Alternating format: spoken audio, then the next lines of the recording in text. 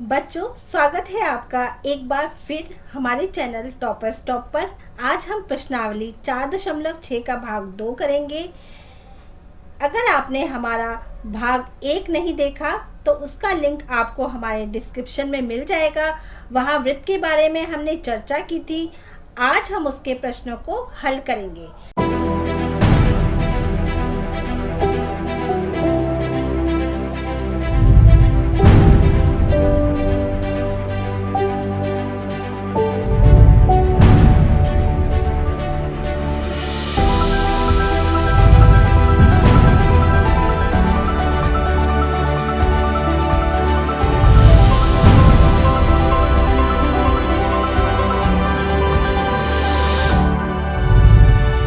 आइए हम पहले प्रश्न की तरफ चलते हैं। प्रश्न संख्या 1, संलग्न आकृति देखकर लिखिए। बच्चों, आपको इस प्रश्न में एक आकृति दी गई है। उस आकृति के आधार पर ए से लेकर एच तक आपको ये प्रश्न दिए गए हैं। एक एक करके इस प्रश्नों को पढ़ेंगे और आकृति में देखकर उनके उत्तर हम यहाँ लिखेंगे। चलिए आइए पहले हम ए की तरफ चलते हैं।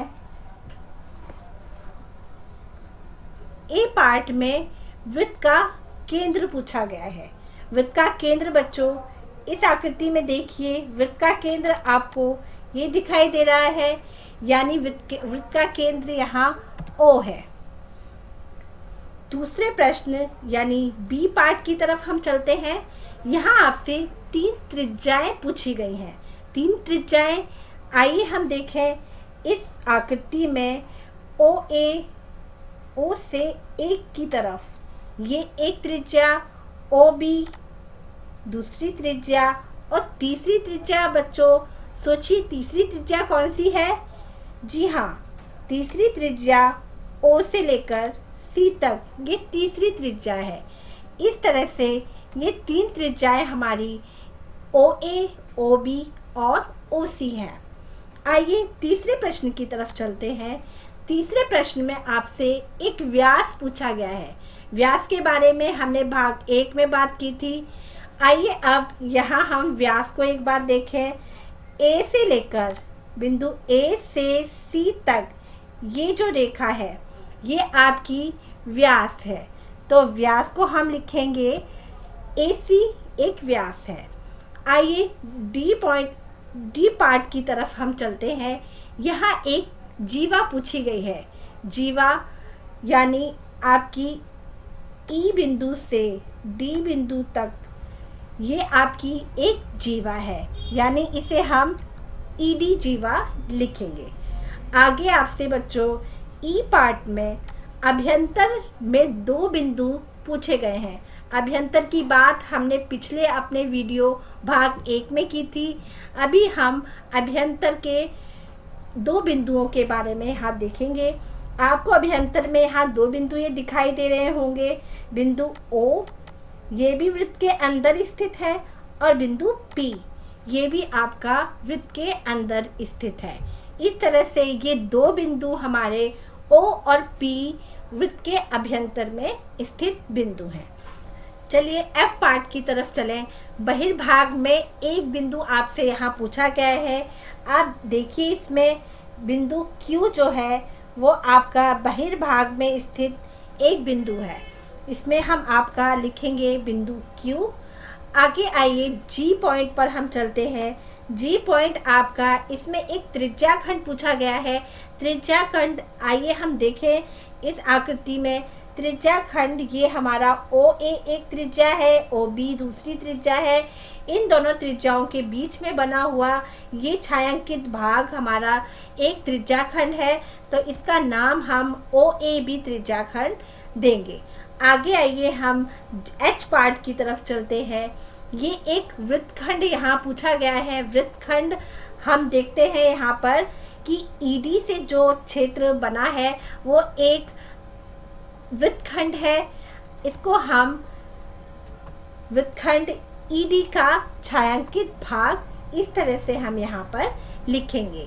बच्चों प्रश्न 1 में केवल इतना ही आपसे पूछा गया है, इसीलिए यहाँ पर ये प्रश्न समाप्त होता है। अगले प्रश्न की तरफ चलते हैं। प्रश्न नंबर 2। प्रश्न नंबर 2 भी हमारा 2 भागों में विभक्त क्वेश्चन है, पार्ट ए और पार्ट बी। पार्ट ए में पूछा गया है कि क्या वृत्त का प्रत्येक व्यास उसकी जीवा भी होता है। जी हाँ बच्चों, एक बार हम यहाँ छोटी सी रफ आकृति बनाकर ये देख लेते हैं कि क्या ये बात सत्य है। तो आइए हम देखिए, ये मैंने एक वृत्त बनाया है, उसका एक व्यास बनाया है जो केंद्र बिंदु से होकर गुजर रहा है। हमने पिछले भाग में यह देखा था कि एक व्यास सबसे लंबी जीवा होता है। तो हाँ, प्रत्येक व्यास एक जीवा भी हो सकता है। तो इसका उत्तर हम हाँ में लिखेंगे। अगला पार्ट यानी पार्ट बी की तरफ चलते हैं। पार्ट बी पूछ रहा है कि क्या वृत्त की प्रत्येक जीवा उसका व्यास भी हो सकती है। बच्चों, हम सिर्फ जीवा की तरफ देखें तो जीवा हमेशा व्यास जो है वो नहीं हो सकती। जरूरी नहीं कि हर जीवा उसके केंद्र से होकर गुजरे, तो इसीलिए जीवा हमेशा व्यास नहीं हो सकती। आइए, ये प्रश्न यहाँ समाप्त है। अगले प्रश्न की तरफ चलें। प्रश्न संख्या 3। प्रश्न संख्या 3 में कोई वृत्त खींचिए और निम्न को अंकित कीजिए। मतलब हमें एक वृत्त बनाना है। ये मैंने एक वृत्त बनाया है यहाँ पे। इसके अलावा इसमें उसका केंद्र दिखाना है बच्चों।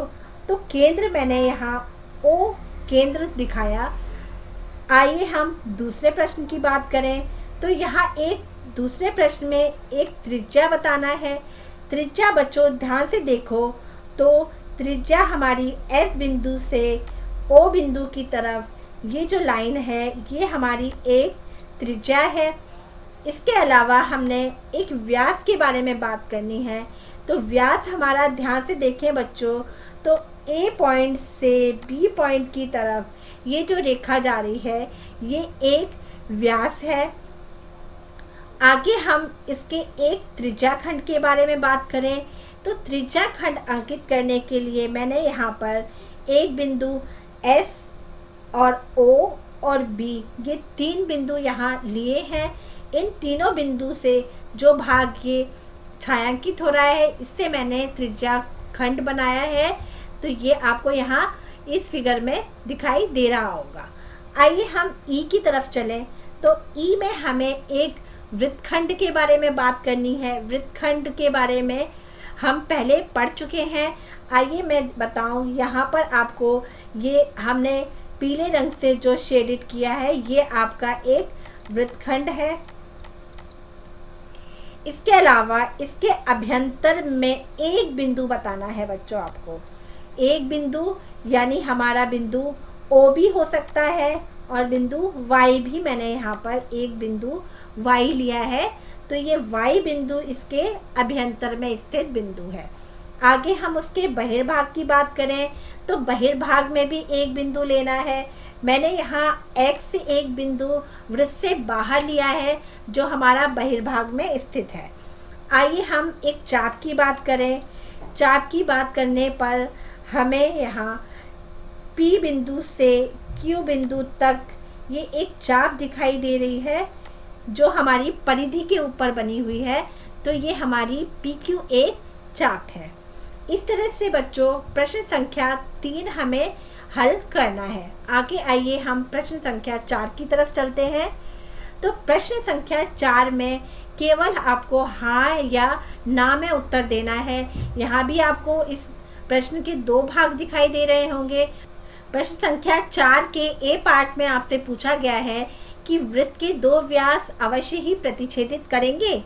बच्चों एक रफ आकृति बनाकर हम यहाँ 2 व्यास अंकित करेंगे। देखिए मैंने 2 व्यास यहाँ पर रफ फिगर बनाकर अंकित किए हैं जो एक पॉइंट यानी एक बिंदु सेंटर पॉइंट पर आकर आपस में प्रतिच्छेदित करते हैं। तो इस तरह से हम कह सकते हैं कि हाँ, वृत्त के 2 व्यास हमेशा एक दूसरे को प्रतिच्छेदित करेंगे। आइए हम बी की तरफ चलें। तो बी में पूछा गया है आपसे कि वृत्त का केंद्र सदैव उसके अभ्यंतर में स्थित होता है। बच्चों, केंद्र की बात हमने पिछले अपने भाग में की थी, वहाँ हमने सारा केंद्र के बारे में पढ़ा था। तो इसमें कहा गया है कि वृत्त का केंद्र सदैव उसके अभ्यंतर में स्थित होता है। जी हाँ, वृत्त का केंद्र हमेशा एक वृत्त के अभ्यंतर में ही होगा। बाह्य भाग में कभी भी वृत्त का केंद्र स्थित नहीं होता। आइए बच्चों, यहाँ पर हमारी प्रश्नावली 4.6 समाप्त होती है। इस पाठ्य पुस्तक के प्रश्नों के अलावा मैंने यहाँ अभ्यास के लिए कुछ प्रश्न दिए हैं, इनको स्वयं हल कीजिए और इसके उत्तर अपने कमेंट बॉक्स में ज़रूर डालिए। हमारे टेलीग्राम चैनल पर भी इसके उत्तर आपको मिल जाएंगे। तो चलिए प्रश्नों की तरफ चलें। पहला प्रश्न, एक वृत्त में कितनी त्रिज्याएं हो सकती हैं? दूसरा प्रश्न, वृत्त का व्यास वृत्त को कितने भागों में बांटता है? प्रश्न संख्या 3, वृत्त के कितने केंद्र हो सकते हैं? और प्रश्न संख्या 4, अर्धवृत्त अंग्रेजी के किस अल्फ़ाबेट की तरह दिखाई देता है? और प्रश्न संख्या 5 में मैंने आपको एक चित्र दिया है। इस चित्र को देखकर आपको ये बताना है कि इसमें कितने व्यास दिखाई दे रहे हैं। अध्याय 4 यहाँ समाप्त होता है। अगले आने वाले वीडियो आपसे मिस ना हो, इसके लिए हमारे चैनल को सब्सक्राइब कीजिए और अगर वीडियो अच्छा लगे तो इसको लाइक ज़रूर कीजिए। तब तक के लिए धन्यवाद।